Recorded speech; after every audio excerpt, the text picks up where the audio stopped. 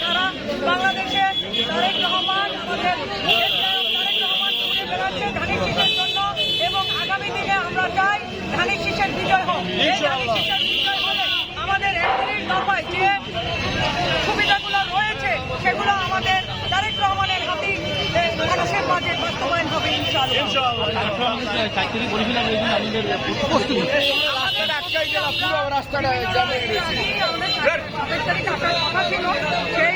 সেই আশার সেখান থেকেই আমরা আমাদের কার্যক্রম চালিয়ে যাচ্ছিলাম, এবং আমাদের একটা সম্ভাব্য ডেট ছিল, এবং 4 তারিখ সেই ডেট এখন মানে নির্ধারিত হয়েছে।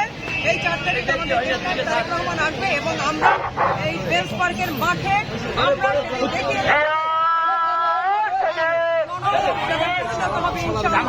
এবং বরিশালের মাটি তারেক জিয়ার ঘাটি, বরিশালের মাটি খালেদা জিয়ার ঘাটি, বরিশালের মাটি জিয়াউর রহমানের ঘাটি। কি পরিমাণ লোক হইতে পারে মাঠে?